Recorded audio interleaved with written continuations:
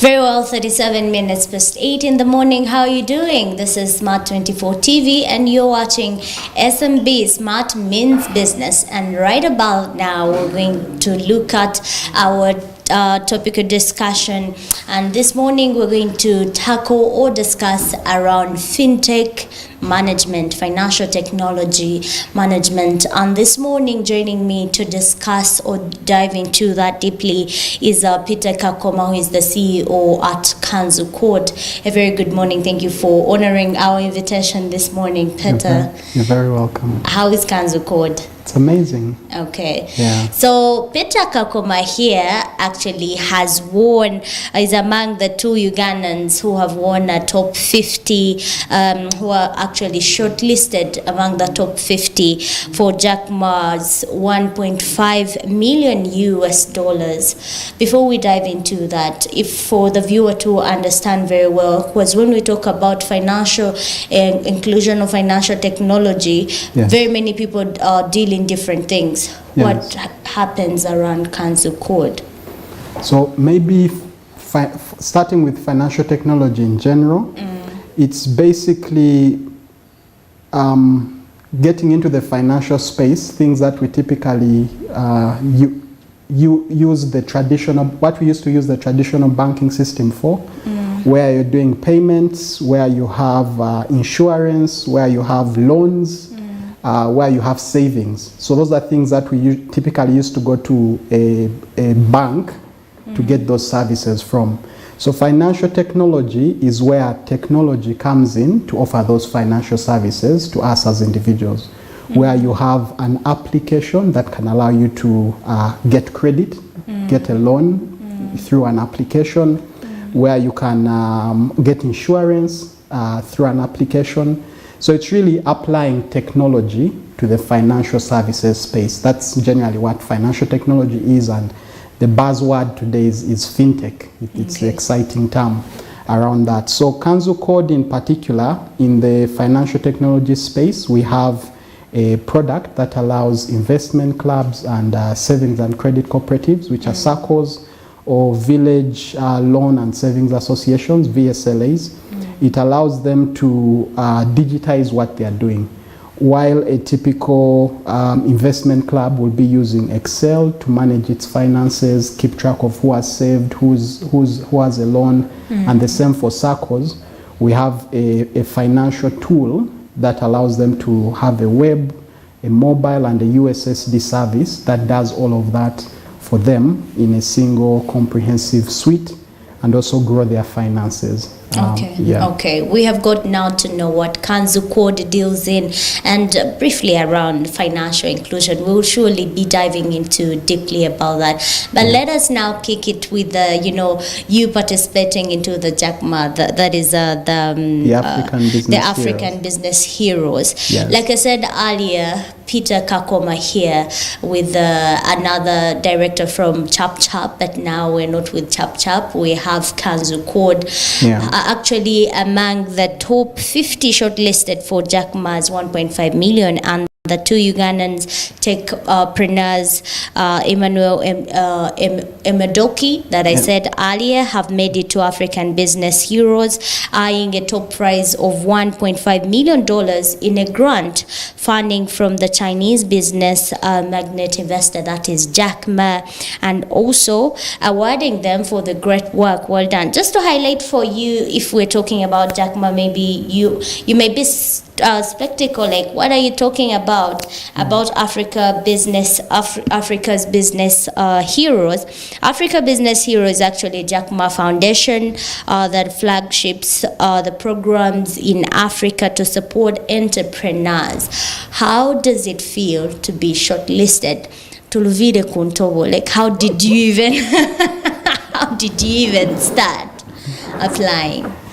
Well, I'll start with the application process. A friend of mine, a fellow entrepreneur, reached out and shared the details of the competition and said, I feel you're a good fit for this competition. So he sent the link and it opened our eyes to the competition, which, as you said, is an Africa-wide competition that celebrates business leaders making a change in African business in particular, regardless of what the business is doing, whether they are in technology like myself, but several other businesses are recognized, and out of all the applications, they then select those that they feel are having the most impact.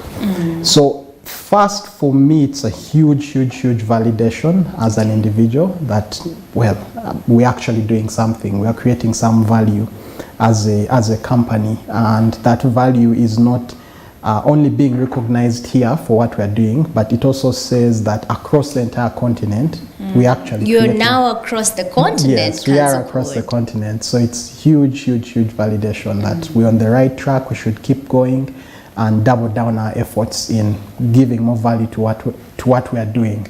But also it shines a light on the Ugandan ecosystem. Across the entire continent, we featured, the Ugandan entrepreneurs recognized. So in the business landscape, and specifically in the tech landscape across the continent, Uganda isn't quite up there yet. You have Nigeria, you have Kenya, you have South Africa. You're taking us there. We're proud of you now. So it's exciting. It's exciting that you have other entrepreneurs from all those countries that applied. But I mean, there we are being mentioned among those names.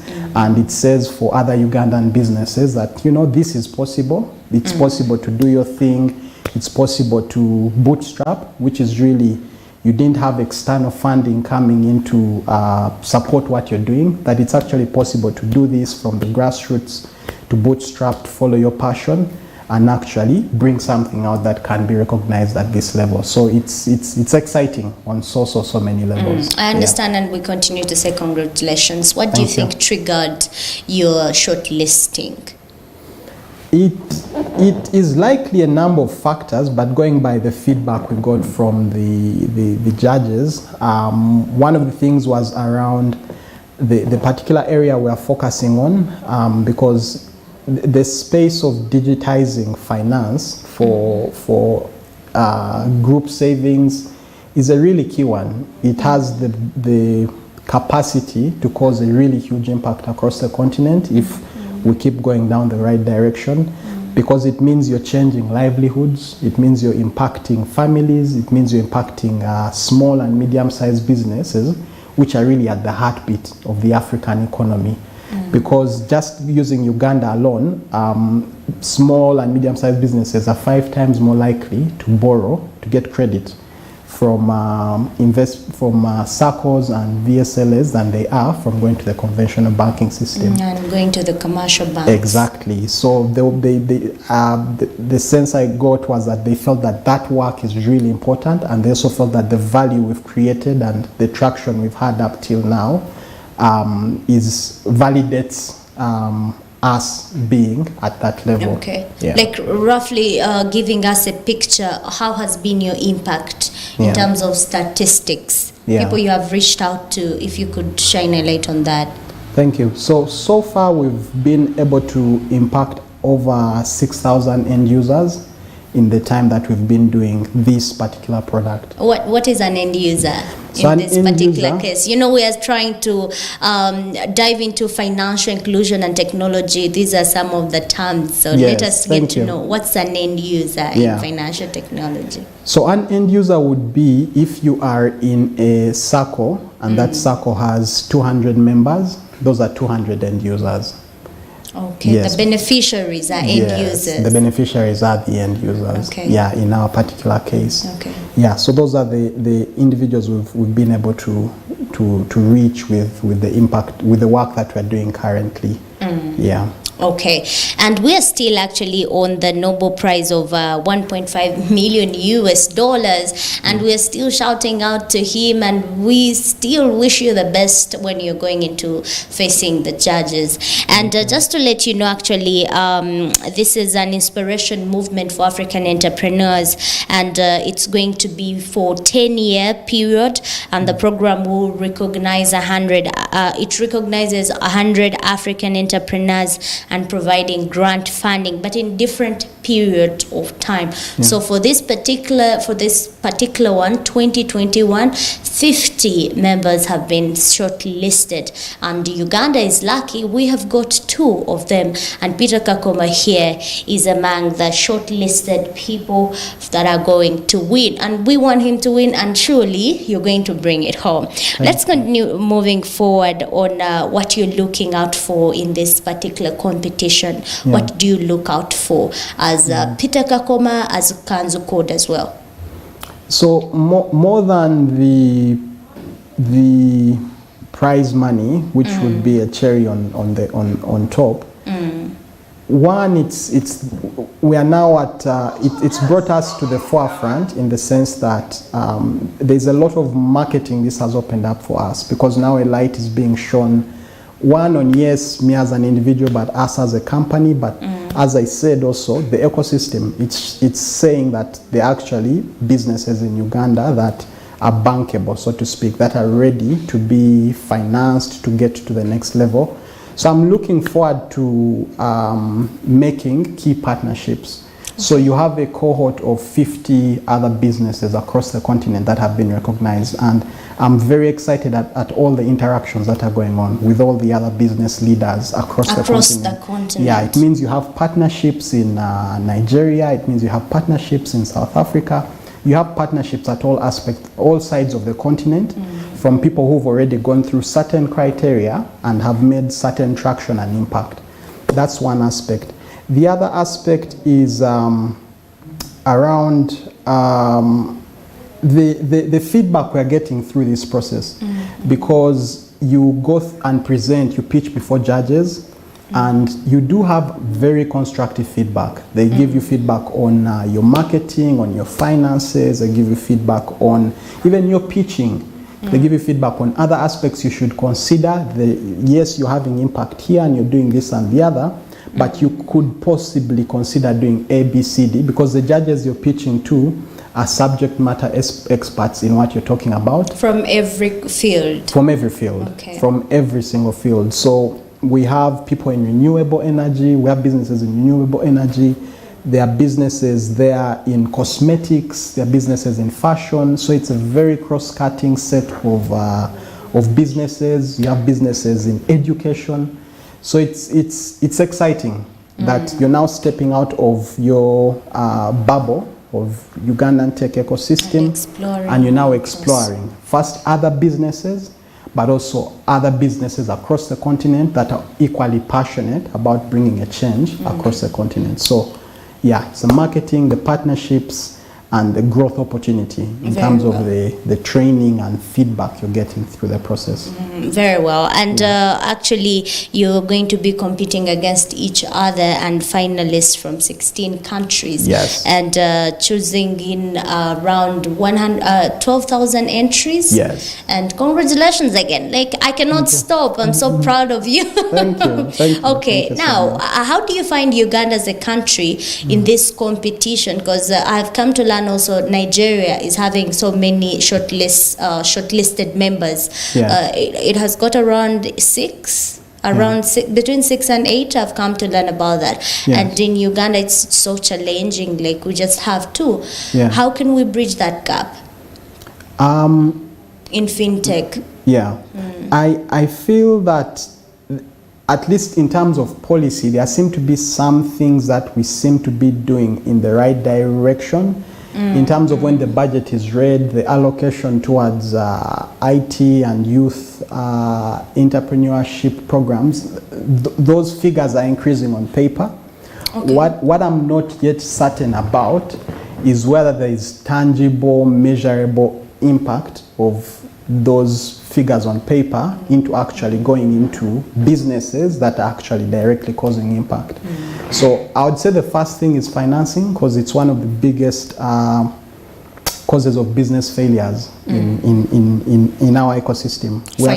Financing, yeah. We've been voted one of the most entrepreneurial countries in the world, but those businesses within the first 2 years are dead.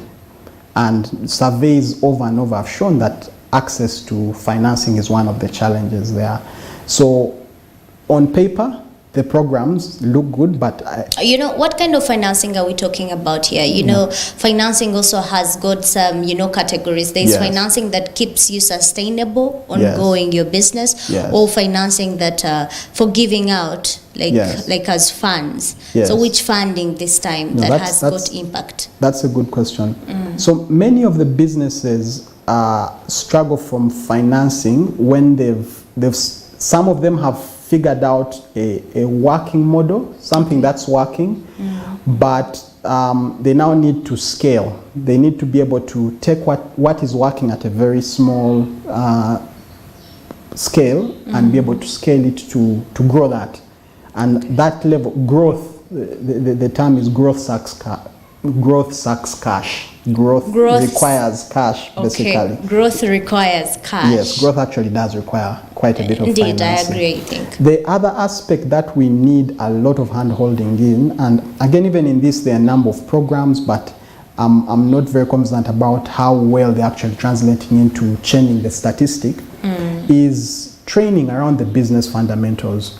Because while we are the most entrepreneurial country, there needs to be some form of structure that's actually guiding people, so that we're not figuring things out, so that not everyone is starting from scratch.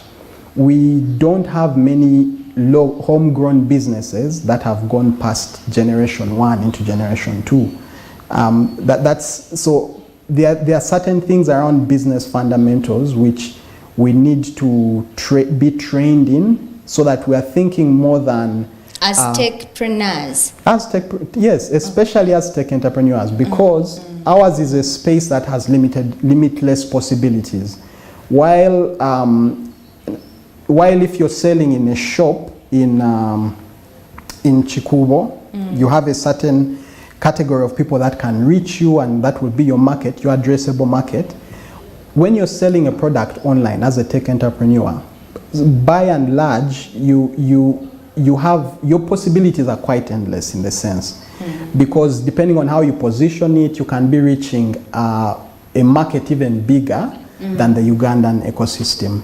So there's need for more training in that area, more training and hand-holding, so to speak, longer than the 3-month, the 6-month boot camps that are typically put in place for entities of our nature. Because it typically takes a bit of time for some of these things to start to fall in place. Kanzu Code, for example, and even Chap Chap, all these are businesses that are over 5 years old. Yeah, so they've been things that we've learned the hard way, mistakes we've made, and by and large, we are learning as we are going along. And even the other businesses, RideLink and other businesses that have been recognized at such a level, you're learning as you go along. And it would have helped if there were things around our ecosystem that would make it easier for you to plug in and move faster. Don't try to reinvent the wheel. This works, this works, this works. So focus on this and this and this. Focus on finding who is your market. Focus on addressing that market. Focus on growing the numbers that actually matter, and focus on making sure your cash flow, don't run out of cash. Okay. Don't run out of cash. Okay, yes, yeah. And now as we end on this particular one, as we head into a break shortly, I want the viewer, maybe if you could now let us know, because you're winning as Peter Kakuma, not as Kanzu Code, the shortlist according to Jack Ma. Okay. Like, how are you going to transform Kanzu Code with its end user, with the end user, with all this that is coming up now, with all this recognition? How are you going to transform Kanzu Code and the end user? Yeah, thank you so much.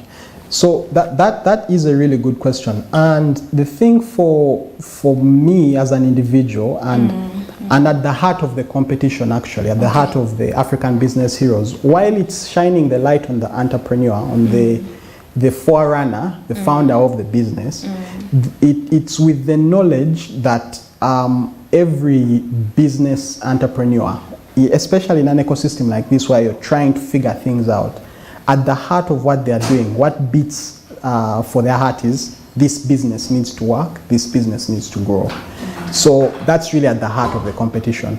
So the funding would come into Kanzu Code, and one of the key things we need to scale up is our marketing and sales efforts. Okay. We have a product that has proved that it's doing really good things for the ones that are using it. But you don't want to be that person wooing someone and you're winking in the dark. Yeah, if they won't know. So capitalize on this, this great platform we've received right now. Capitalize on that and put our product into the hands of more people that it's actually going to deliver value to. So investment clubs, SACCOs, VSLs and so banks. you're going to input more. Yes. Okay, you have been part of the 40 Days 40 Fintechs Yes. as Kanzu Code, Yes. an initiative by High People Yes. that is also shining a light on fintechs in the country and across across Africa actually. Yes. How has it boosted you?